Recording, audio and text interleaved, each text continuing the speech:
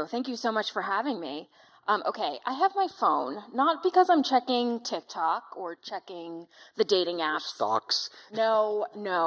I just feel like policy changes so quickly these days, and it could happen in the next hour in ways that could be relevant for this panel. So that is why I have my phone. Okay, I want to do quick introductions. Quick, let me give you an example. I'm Courtney Brown. I'm an economics reporter at Axios. Before Axios, I was at CNBC. I worked on a show called Squawk Box. Quick. And then maybe a fun icebreaker. Which country is the world's industrial superpower? So quick intro and the answer to that question. Goldy Hyder, President and CEO of the Business Council of Canada, an organization that represents 170 plus CEOs of the largest companies in our country. I'd like to say Canada. Okay. That's called playing to the home audience. What do you say, Gene? I'm Gene Seroka, the Executive Director at the Port of Los Angeles. Before that, American President lines, 26 years, including 11 in Asia and the Middle East. Based on nominal GDP, the United States of America. Perfect. Hello, I'm Benedikt Brückle, CEO of Comp Group Medical. We are a leader in digital healthcare, providing hospital and other healthcare providers with software and services. Even though, I think similar to you, I would like to say Germany, because I'm from Germany, I think it's the US. Wow, some applause there. Okay, Goldy, can I start with you?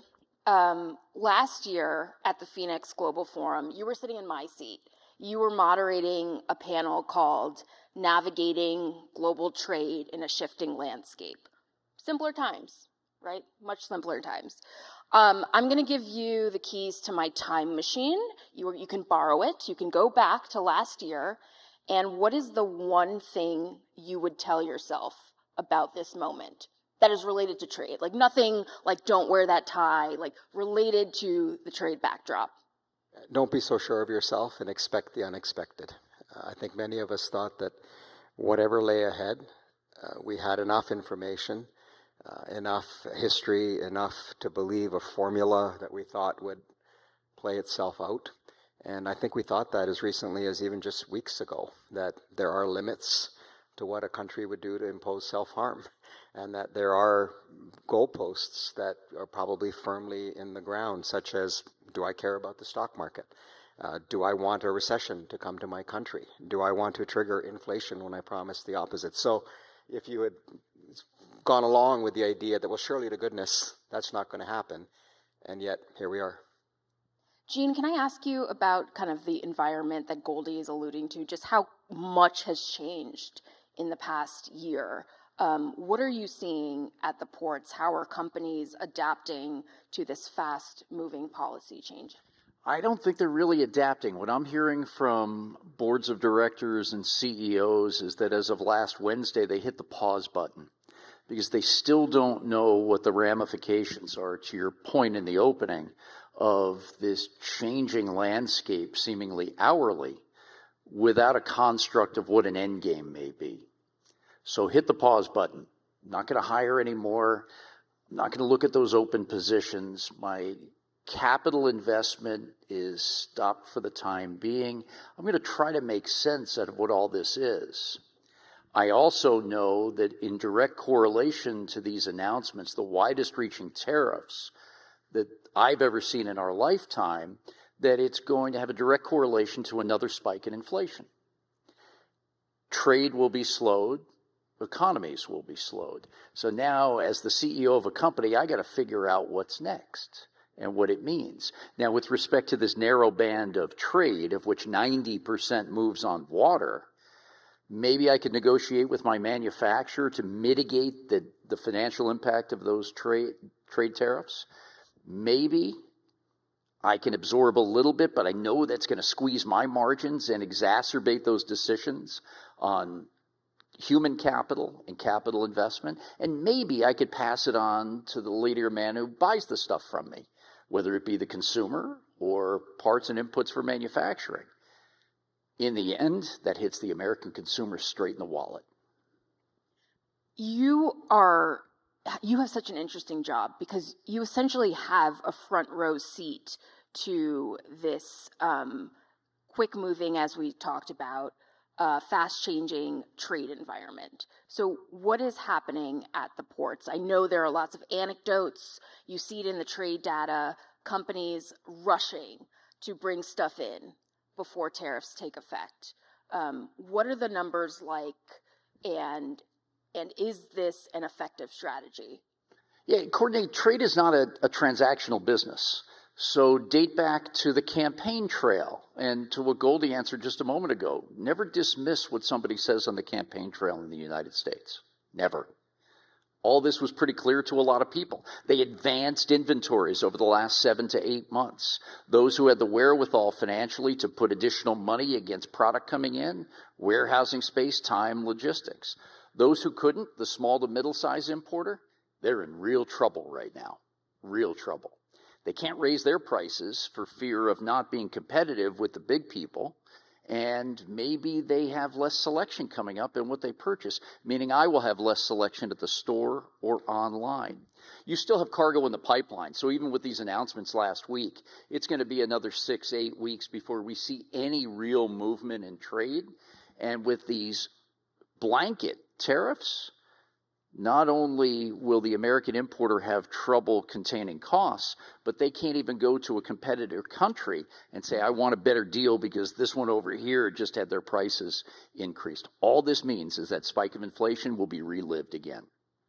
Benedict, you have a different perspective here, and I want you to talk about what we were talking about backstage, which is just what you see as healthcare and healthcare IT's role in reindustrialization in the U.S. Sure. So I think we're in a little bit different spot because, number one, intangibles, software and services are not hit by the tariffs. If you think healthcare in general, drugs are exempted for now. But if I think about reindustrialization and healthcare, I think healthcare and healthcare IT are the backbone of it. If you think about it, healthcare will drive growth through innovation and jobs, and also provide security, because we need a healthy and productive population, and this we can only achieve through healthcare. In addition, we know the demographic change. People might have to work longer, stay healthy longer, stay productive longer. And also there, I think, healthcare and healthcare IT are a crucial part of achieving this and achieving long-term growth and long-term wealth for the nation. I want to come back to our icebreaker. Benedict and Eugene. Benedict, you gave a roundabout answer, but you ultimately said that the U.S. is the global industrial superpower. Eugene, you also said the U.S. Were you serious about Canada? Well, it wasn't just tongue-in-cheek, right? Because, I just came from Hannover Messe in Germany. There's no question the Germans know how to do industrial policy. They do it very well. Like Japan, Korea, 3 countries that have nothing in the ground, rebuilt them from ashes, literally, sadly, and have, in a generation, become economic superpowers in their own right. United States of America, well, enough said. It's the United States of America. It is clearly reindustrializing. There's a strategy to reindustrialize. We can question the methodology, the means by which it's being done. I would have preferred it respected free trade agreements, including the ones that were authored by the president himself. And I still think we can get to that place. America is trying to come to grips with its fiscal situation, whether it's DOGE or whether it's, generating the conditions by lower taxes, lower regulations, and avoiding tariffs, as the president reminds people to come to America. But what I hear from CEOs in different parts of the world is America's making itself a little less predictable and a little less uncertain as well. So capital has no loyalty, no ideology, and so that brings Canada into the game and others, because what we say is, well, let's take a look. I mean, if the president is, been talking about Canada, by the way, he's not unique in this. President Biden came to Canada last year and basically said, I'm greening my economy. We have this IRA thing. We need your minerals. We're going to come and take them. And if you don't mind, I mean, not that you mind, you don't refine things, but don't worry, we'll refine it and we'll sell it to you and the rest of the world. That's the only difference is he didn't say I'm going to take Canada at the same time while I'm up here. The president is basically reminding us that we have what you want and you need for your own economic security, your national security, which means others also want and need what we have. So if you look at Canada, you know, we're a G7 country, but a G10 economy, I'll be honest with you. You know, we have pretty much everything. So, and not only everything, we have pretty much everything Russia has. They are our northern neighbor. We stand between you and Russia. And so whether you're talking potash, whether you're talking uranium or oil or gas or minerals, a lot of it is available in Canada all the way across the country. But we were so comfortable and complacent. It's on us. I do not begrudge the Americans. I actually thank the president to say thank you for waking us up and helping us realize that we need to smarten up. We have had too much reliance on a single country. So we're having an election right now. We're happy to see the discussion is about diversification. Now, geography is not going to change. We will always be attached, and we will, of course, have strong input from America. But those resources are what the world wants. Then you have an economy that's built, it's going through some challenges, but our immigration system that allows you to recruit and retain some of the best talent, an education system. You have the elements of building an industrial, you know, power, maybe not the superpower, but an industrial power, which we haven't had to think about. And so I'm grateful to have the opportunity to think about this as a Canadian. And watch out, because what it means is we're not going to be beholden to you alone. We will have others that we're going to be selling things to. And guess what that's actually going to do? And this is the irony of all irony. It will raise the prices for Americans to buy things from Canada because we no longer have a single customer. And the trade deficit will probably go up because you're going to pay more for the things that we're going to sell you. So really, when I say we're going to win, thank you for that, because it's going to help Canada be much stronger as an industrial power and a natural resources superpower. This, Gene, this idea, this warning from Goldy, watch out, does that scare you? No, because, you know, while some make this huge debate about trade deficits, on the import side of our ledger, we have people that buy products from other companies who sell products to other people to double the effort of what that good means to the U.S. economy. 80% of our economy is services, whether it's in healthcare, education, technology, and so on. 70% of our economy is U.S. consumer. Our GDP per capita is roughly $89,000. Vietnam's GDP per capita is $4,200. Those folks are buying everything they possibly could. So a balance of trade with respect to this debate that is happening very publicly right now doesn't necessarily fit. The United States exports technology and intellectual property around the world, from Silicon Beach to Silicon Valley to the Pacific Northwest. It's just a different economy, and it's not a zero-sum based game to those of us who have been in international trade for a long time. Can I just say one thing? Yep, please. Gene's point's really important here. You're taking things, and you're the one who's benefiting from the markup. So our oil and gas is a great example of that. Oil in particular. We've been selling you crude. 60% of your crude coming in here is coming from Alberta, my home province. It's heavy oil, so you build the refineries. You refine it, because we're not doing that. You're doing that. And then you turn around, and you had no gas 10 years ago, and you were not number one in the world. Today, you're number one in the world in oil and gas exports. You're number two to Europe. And you've taken the markup. If we sold it to you at a discount, our dollar's already discounting it, and then you're buying it at a discount because up until recently we had landlocked ourselves. You took the markup on that. And so, look, we're in a world where alternate facts exist, but sadly the facts still remain the same. They are what they are. There is no trade deficit. There is no trade deficit with Canada. You take out oil and gas, you've got massive surplus. We don't include services here. And who's getting the markup? If I sold you a barrel for $1 and you sold it for $3, who got the value of the two? I feel like we could sit and spend the rest of the hour talking about the trade deficit because, I mean, this is essentially the basis through which the administration is applying these reciprocal tariffs, the trade deficit, persistent trade deficits, as they say, as a national security concern. I want to go back a second. to this question of reindustrialization, I want to ask Gene and Benedict, you guys both said the US is the global industrial superpower. So when we talk about reindustrialization, what exactly are we talking about here? Well, that was the title of this panel, made up by organizers, and we'll try to fit in as best we can. But what we've heard over recent times is that we want to bring manufacturing back. That seems to be the golden goose for some. Now, for every 4 containers we move through our port of Los Angeles, which is the largest container port in the Western Hemisphere, for the last 25 years, it creates a job. In Southern California alone, 1 in 9 jobs are tied to that port. About 1 million people go to work every day because of the efforts that emanate from our port and its gateway. So, this moves. We had a shipbuilding industry back in the 1940s that mainly supported national defense and national security.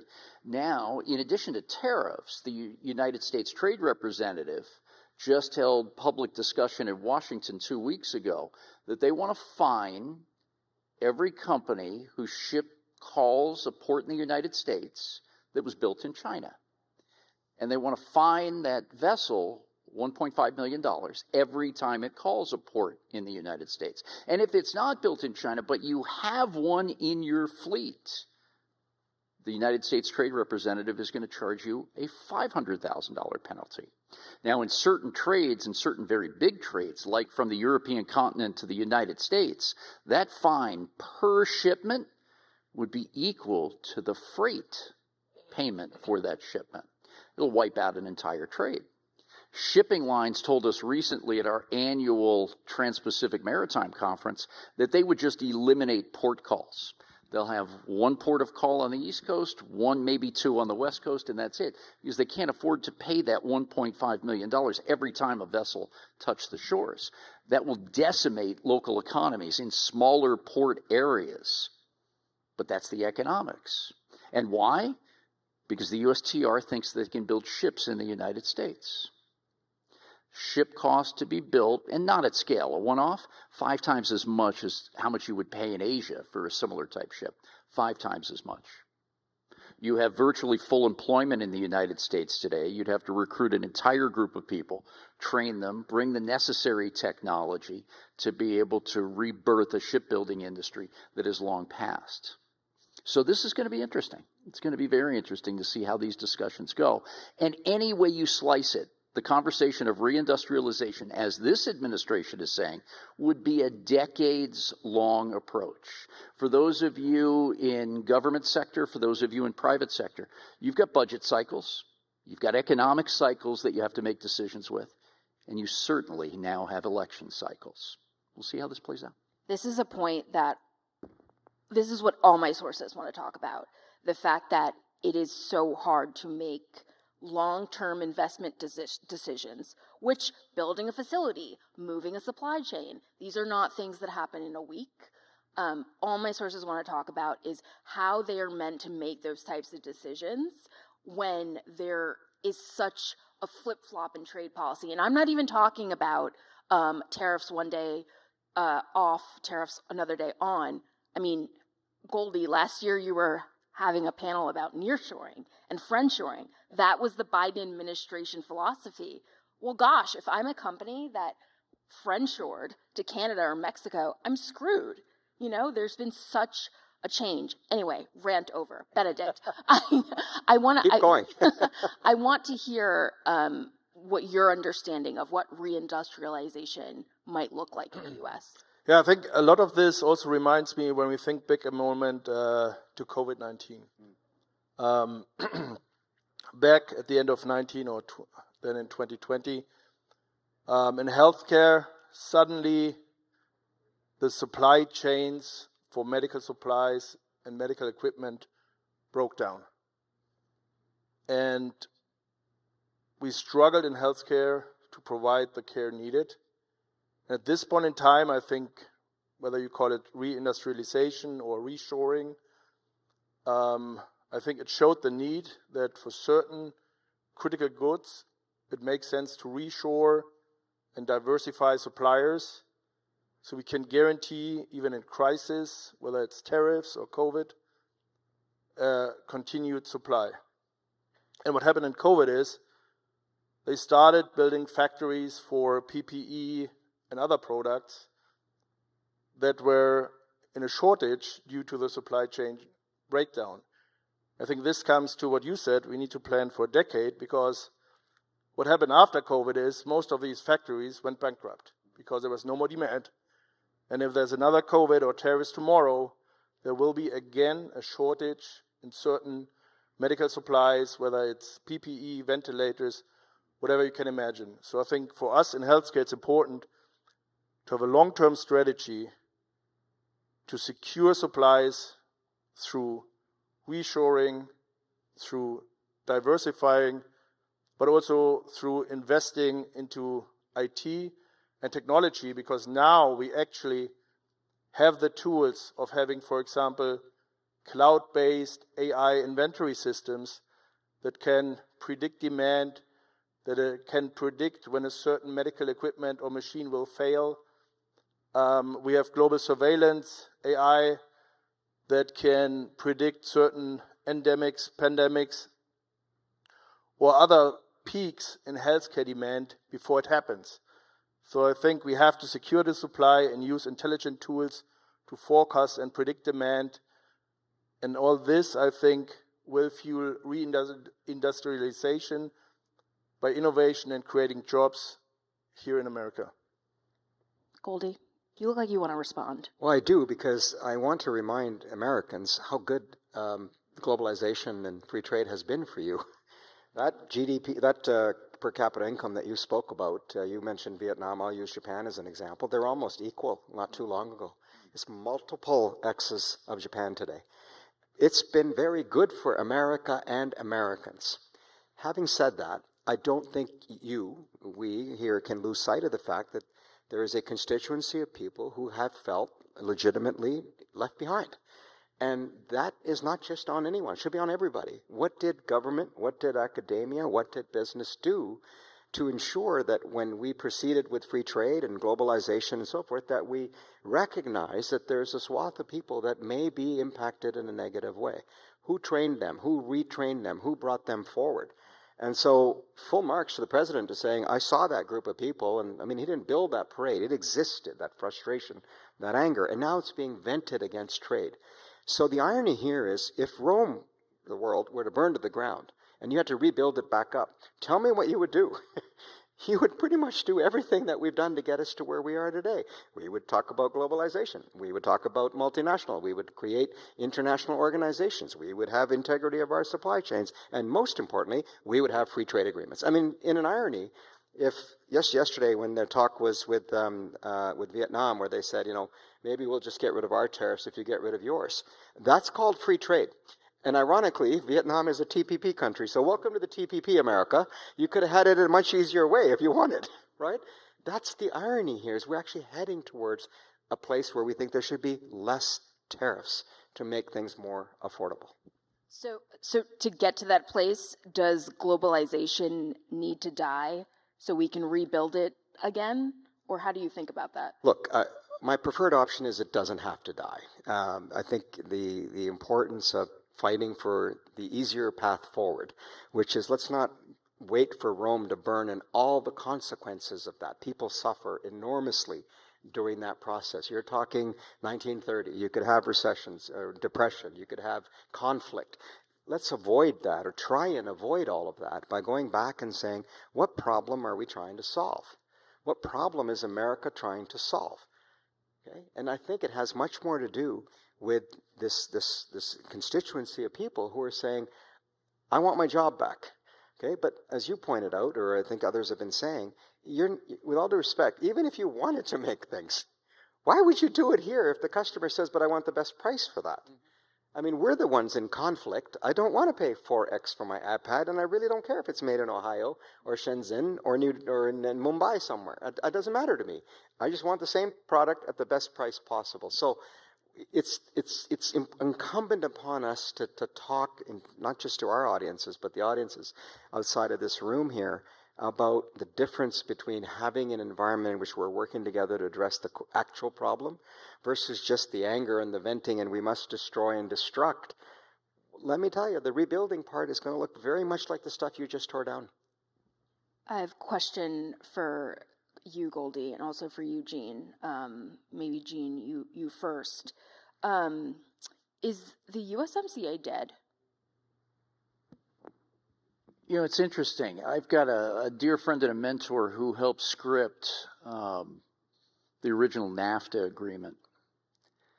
And I was told that when that was modernized and coined as the USMCA, only 5% of its content was changed. And now it's being bashed by the same people who rewrote it.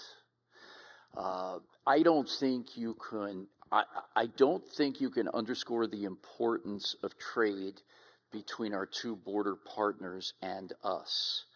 Mexico passed China as the #1 trading partner with the United States just in the last 24 months in a position that China had held for 20 years, right? Goldy has articulated the trade between these two countries. The NAFTA agreement in the automotive market and so many other markets has been quintessential to success and keeping industries in place in North America, raising standards of employment, standards of living, standards of environmental stewardship, all through that agreement. I would continue to campaign that it lives on. Maybe not at its current form. Maybe there's some modernization again that needs to take place, but that's okay. And I think history has shown that if you're trading, you're not fighting. And that, from a world peace perspective, I think is the North Star we should always keep an eye on. Can I add one sub-question, if you will? Why in the world would anyone sign a trade agreement with the U.S. right now? Because there's no alternative to that.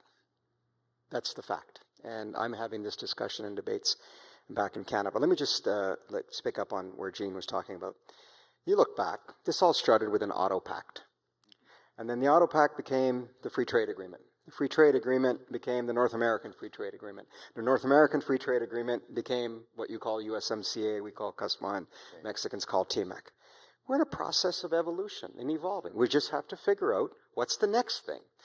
I feel that it's really important not to get captured and beholden to the noise and the rhetoric of Washington. And in particular, my approach has been, and it keeps me grounded, is listen not for what the president says, but what he doesn't say. Don't just pay attention to what the president does, also pay attention to what he doesn't do. And if you do that, here's where you'll land. You will not find a place where the president has said, I don't want the USMCA anymore. I don't want any trade agreement with Canada or Mexico. Or to say, I only want one with Canada and none with Mexico. Or I want one with Canada and a separate one with Mexico. There's no formations in which he has mused about it. Now, it's well known he prefers bilaterals because he's in a win-lose environment. I must win, you must lose. So it's easier to do that in a bilateral. I think when he says, I don't like multilateral agreements, what he really means is, I don't think America should do a deal with EU. I don't think it's right for one country like America to have 27 other countries on the other side. I can't win in that situation. I'm pretty sure I won't win in that situation. So I don't think he's talking about us, first point. Secondly, on April the 2nd, we had evidence of this. Right? What was exempt on April 2nd? There was the so-called Liberation Day. Canada and Mexico were, for all things CUSMA compliant, and the reality is most of the things are CUSMA compliant, okay? And it builds... He means USMCA. Yeah, sorry, call it something the different up USMCA, north. excuse me. The narrative that we're trying to create, and let me tell you, we're working very closely with our friends in Mexico as well, including the business community, of course, the United States, and we're saying, let's recognize the way the world is unfolding. With all due respect to America, I know you're thinking about spheres of influence and all of that stuff. The truth is the world is breaking down into geographic blocks. You have, in the largest trade agreement in the world, the Regional Comprehensive Economic Partnership, 30% of global GDP, 30% of population. You know who's in that deal? Australia and China. Think about that for a second. Okay? Australia and China are in the same trade agreement. United States of America, or Canada for that matter. But the point is that it's regional. You have Europe. Whatever you may think about Europe, it's held. They have a trade agreement. The union works better than my own country. We're still trying to get rid of our interprovincial trade barriers. You can move around Europe with a passport on your phone. It's found a way to make things work there. Africa has a continental free trade agreement. They're a long ways from getting to where they need to, but there's a foundation there. Latin America. My message to the Americans has been, North America, we shouldn't be fighting ourselves. There's only 3 countries here. We have the richest continent, the smart people, high labor pool, some of the most successful companies in the world, resources like you won't believe, water all around us. There's just so many good things going for North America. We need to make the case for a strong North America. And I'll just end with this anecdote on this point. We had Bob Lighthizer at our members' meeting in Calgary last year. And when it was all over, as Bob was sitting at the table with us, I said, Bob, do you mind signing your book for me? No trade is free. And so he picked it up, and I thought he'd just put Bob Lighthizer and give me the book back. Instead, he picked it up, and he looked at me, and this is what he wrote. To Goldy, your main message is keep North America number 1. And it was an indication that said, I buy your argument. Don't expect me to make it. I'm America. I don't need to talk about North America. But you definitely should, and Mexico certainly should, because it's in your interest, and by extension, our collective interest, to have a strong North America. That's the pitch we're trying to make. That's interesting. I want to talk about some of the hidden, if you will, effects of the tariff chaos underway right now. And I want to turn to you for this, Benedict, which we were having a fascinating conversation backstage about some of the consequences of the uncertainty unfolding right now, if you will. And you were talking about some of the consequences for data centers and what might happen if there is a recession, that the financial markets seem to be buying that story, that we're not in the stagflation arena that we were in last year. We are in the garden variety recession arena, maybe. So, what does that mean for other aspects of reindustrialization that are important? AI, for instance. Yeah, I think, and I don't want to go back every time to COVID, but I think economic uncertainty always accelerates and fuels digitalization and the need for more efficiencies. And when we think back to COVID, pre-COVID, about 15% of US healthcare providers use telehealth. Fast forward, today, about 85% of all healthcare providers use telehealth. And I think what we are seeing now in 2025 is we have a new tool. It's called generative AI. So we have a tool that helps us to create efficiencies,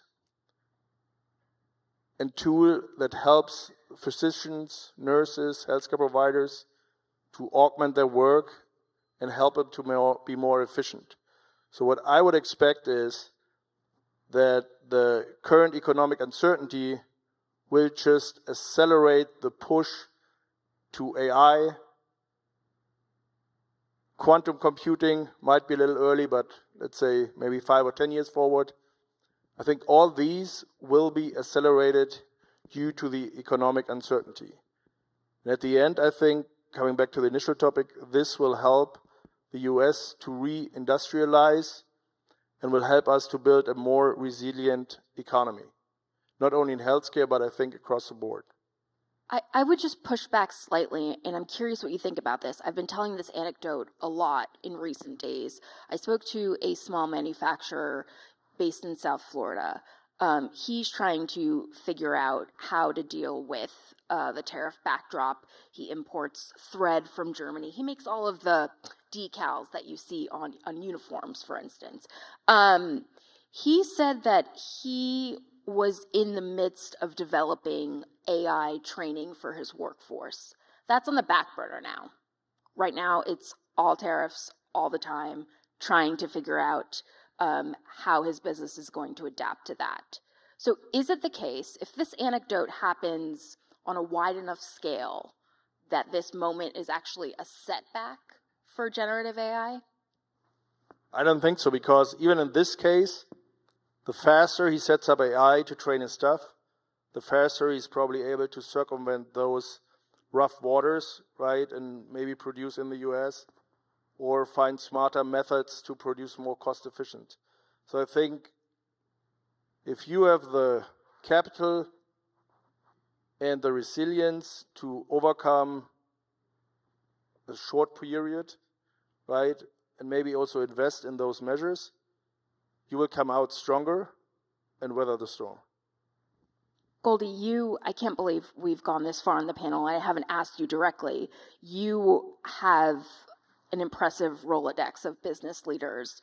And I want to know what they're telling you right now about what they're doing in this moment. Gene kind of hinted at it earlier. Many of them may just be pausing, hitting the pause button. But what are you hearing? Yeah, there is a lot of that. There's no question. There's pause. But, life of a CEO sometimes is like you got a 5-year runway. It's not easy to say, I'm going to do nothing. For that. You're here to do things. You want to build your business. You want to grow your business. You want to acquire. You want to expand. And they went through COVID. They're just recovering from all of that, and now you've been whacked here. So on the one hand, there's definitely a lack of confidence and concern about where we find ourselves. There is a desire, if we are going to be in a tariff world, to focus on bringing the number down. What's a manageable number? If it was 5, 10, okay, we'll figure it out. And, again, pass you will pay. But at least we can manage that. 25, nobody can manage 25. Never mind 104, I think China's up to now, if I'm keeping score right. So keep that number down. Then, the predictability, stability that a trade agreement would offer, the renewal of a trade agreement would go a long ways in being able to say, okay, if it's the new agreement, it's the new and improved, it's the greatest deal of all time, and the president won't change it within time and now and time his term comes up, well, that's stability. That's long enough stability that I can plan and I can start thinking, because there is no permanent stability or predictability. You have to take calculations. But if a new deal were to be reached, you'd have some confidence and say, well, surely a deal that we just signed, nothing's going to happen to it. You'll be okay for a little while, right? So that there's a bit of that. And then I'd say, especially those in the resources space, it's really a wake-up call to saying, okay, I got to find new customers. And I need the trade-enabling infrastructure, the arteries of trade, from ports to rail to roads to bridges, to pipelines. We need all of that to be built east and west, and we want it to be treated in a way in which it's not business as usual. This is not just a wake-up call, it's a national emergency which says, oh my God, my number one customer is not treating me very well, and I'm their number one customer, and I don't even know if I can rely on them anymore. We've got to get our act going. And so a lot of our election has been occupied about how quickly can we prepare ourselves for that. But let me say, geography won't change. America will be our number one, trading partner. We want a good relationship with the United States. We want a good relationship in North America. But it would be, the joke would be on us if we let ourselves get to this place one more time 10 years, 20 years from now and say, oh, I guess we should have done something. So in the business community, we're also saying you must act now. We're not going to pull back and just say, let's just go back and hope everything's okay. Are any of your companies, insofar as they are not already significantly invested in the U.S., are they planning to be more invested in the U.S.? That would make President Trump happy, by the way. Look, I'll be honest with you. Two things. Early on, when there was this threat, I think those with just private equity who had the capital they don't have any resources or assets. They just have money. Money, as we always say, capital mobility, don't question it. It has no ideology, nationality, and so soul anthem is, where do I go to make $1 too? As long as I'm welcome, I will go there. And so America, number one economy in the world, is a lucrative market. I think some of that capital found its way here. But the ongoing, what you said, on again, off again, it's this number, it's that number, it's next week. No, it could be a month from now. It's going to be on this, but maybe it'll also be on that. Okay, you've done a really good job of saying, I don't think I want to do this with you. And so that chill has taken place. And then the second half of this is the resources are where they are. Your critical minerals are in Canada, in the ground. The oil and gas is in the ground. The potash, the uranium. You have to come and invest and deploy your capital in Canada. Right? What's missing is We need the infrastructure, number one. And I think the risk we run actually is without that free trade agreement, it's a little harder to convince foreign capital to come to Canada because with all due respect to myself as a Canadian, 40 million is a great market, but it's now smaller than California, I think. And you know, the only reason you come is to deploy capital to sell to America. And so we've got to get that ship right, stabilize the trade relationship with America while we diversify and create the conditions for capital to form because we have made it hard. You've made it hard to build infrastructure, to expand. You know, so we have to make sure that this moment is not lost on the social license. I don't like that word, but that phrase where people have to support growth and they have to support the expansion of ports and railways and all of that. That moment has arrived. I just don't want to take it for granted and pretend nothing happened. So we're pushing hard on that button. Gene, can I ask you about something I said a few minutes ago that I sort of stated as fact, which is this idea about a recession? What do you see as far as economic growth? Do you see a recessionary risk, a stagflationary risk? What do you see? Well, it's a question mark. By academic definition, a recession is 2 consecutive quarters of GDP decline. We had that in 2022. Not many people saw it that don't pay attention. We had it, came back out, 15 million new jobs, 2.8% GDP growth, lowest unemployment in 50 some odd years. You know, kind of quiet and dull, was performing in the U.S. economy. Could things be better? Could you do something a little bit different? Yeah, sure, always. To the point that was made earlier by Goldy, you're always trying to make progress and evolution. But, you know, recession will hit. This time it's self-inflicted. It is absolutely self-inflicted. We have lost trillions of dollars in equity. People, again, when it comes to regular folks, 401ks, retirement plans. Am I going to be able to retire? Can I buy that car? Now do I have to rush out and buy the car? My kid's going to university. How am I going to pay that tuition? Now all of a sudden people start thinking. And then companies pause. And again, 5-year trajectory on a CEO's lifespan, absolutely true. For the moment, we are now 7 days into this new regime. The pause button has been pushed. Folks are trying to figure out where they're going to go next. But if you're like me, you're thinking about not buying that next discretionary item. You're thinking about looking for a sale on the other item. So suddenly consumption will go down. Companies, wait till you see the next quarterly reports. That's going to be another barometer, if you will. And if those quarterly reports and the general outlooks are a little softer, then suddenly, yeah. And this will be started just simply because people see this on the horizon and they're going to pull back. Just pull back. And how long that lasts until they get confidence that they have enough money to make sure they can pay tuition and still do their day-to-day and pay their light bill and make sure that their house note is covered. Big question marks right now. Well, you run the Port of LA. Is that true of yourself? Are you hitting the pause button? Are you personally? Yeah, but professionally, no. This has been a really great story, but a lot of hard work, an overnight sensation about 11 years in the making. When I took over the Port of LA, we had a negative cash flow of about $200 million a year, budgeted. Gave up before we even started the fiscal year. We had reached our debt ceiling. We brought in a really switched on CFO. We did some things a little bit different. We put the business back in the port. And we said, unless it was regulated or contractual, every other spend item was going to be discretionary and voted on its own merits.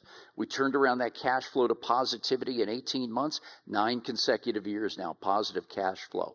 Those prudent financial policies will now allow us to invest through cycle in infrastructure. That means about 3,000 construction jobs a day. When others will be pulling back, we're going to plow forward. This is rail, road connectors, terminal operations. We're going to continue because these too are decades-long investments that will not be stopped just because of an election cycle and what should be an economic cycle that we'll be able to see through. What about you, Benedict? Are you hiring, not hiring? Freezing investment plans? No, I think, as I outlined, I think we put our money where our mouth is. So we believe that healthcare and digitalization of healthcare will continue, might even accelerate. So I think we're going to plan this year on a couple $100 million investment in the US and also for the next year. So we certainly see the opportunity. We think there will be opportunity digitizing it, also looking at the shortage of medical staff. We're looking at, in the next decade, estimation is 150 to 200,000 healthcare workers will be short. So the only way, again, to solve this is use smart technology, use AI, help the doctor, augment his work. Right now, a doctor focuses around about 50% of his time on administrative tasks. We believe within the next years, we can increase his time spent with a patient back from 50 to about 80%. And this will help solve these challenges. So we definitely continue to invest. Go ahead, Goldy. I can Well, read you now. on that I know when you have recession, something to because say. you raised an important question. Right? First of all, I think we have economists to make weathermen look good, so I have no idea whether there's going to be a recession or not. But there are smart people saying they may have started already. I think there's more evidence of stagflation. First of all, inflation is coming. These tariffs are all inflationary. Everyone's going to have to pay more for. Are you talking about the U.S. or global or Canada or what? Well, I can tell you I feel that way about Canada, and I think it's an indication of what probably will happen in the United States and in other places. And the indicators are the same, right? So first of all, inflation. These tariffs are inflationary. It's going to cost everybody more to buy the same stuff. That's going to have a problem. Your wages aren't really going to be changing during that time. So that's the first thing. Second thing is, you're going to probably create slower growth. Okay? And in that slower growth environment, it leads to the third thing, which is probably rising unemployment. So even if you're coming off a low base of what I call 1%, because you're at about 4%, so 3 is normal, so you're really about 1. But if you went to 3, you've tripled it, right? And so, we're at 6.6 today. It's hanging in pretty tough, but it wouldn't take much with the auto industry. If the auto industry could shut down by Friday, like literally it could shut down by Friday if these tariffs aren't moved out, because you've got no capacity because a car goes across the border 5 times. Are you going to charge me 125% on a car, the tariff? So those elements are there. And usually if you're in that environment, then you've increased the risk of a recession happening, because the longer that stagflation sits around, the confidence erodes, the unemployment rises, you're probably borrowing more money to offset, to provide service. Already our premier of our province in Canada has said, I'm going to have to reach into the deficit here to pull out, add to it by about $11 billion in supports. Well, I'm more cautious on that front because this is not COVID. Like, I don't like the comparisons to this situation being COVID. This is not a global pandemic. We're not all sitting at home worried about whether they're going to be alive tomorrow. It's a very different scenario. We have to make sure we have the supports in place through unemployment insurance like we do in Canada and other. We have that here. It's just very hard to get. It's just very hard to get in. But the point is, you can create a recession with all these actions. I'm not sure we're necessarily having one today. Right. I mean, I think that I won't go into a nerdy discussion about central banking here, but I do think the conversation has shifted from, what is the net effect of Trump's policies? The tax bill, the DOGE cuts, the tariff and trade war. I think that I haven't heard that in a while from my sources. The question now is just trade. And that kind of leads into my next question, which is, I was at the World Economic Forum in Davos in January, and there was such glee in the air. Businesses were happy, CEOs were skipping down the road, and I think there was this excitement for a business-friendly administration. Is this administration business-friendly? Well, they thought they had guardrails. Remember what I said earlier? You can't go first. You're Canadian. They believed that there's limits. Okay. I'm not sure they're skipping up and down the road anymore. Yeah. What do you say, Gene? Probably like most folks, I just don't know. Because I don't see a lot of the end game. I was one in the camp that wasn't dismissive of what I heard on the campaign trail. And in my job, I have to be apolitical as a government agency, a municipal agency that relies heavily on its state and federal government for policy, regulation, guidance, investment, and the entree to the private sector to do just the same on the investment side. I can't swing one way or the other politically. But when you kind of piece this all together, whether it was a white paper on a plan, statements that were made on the campaign trail, the assemblance of cabinet members that are put together.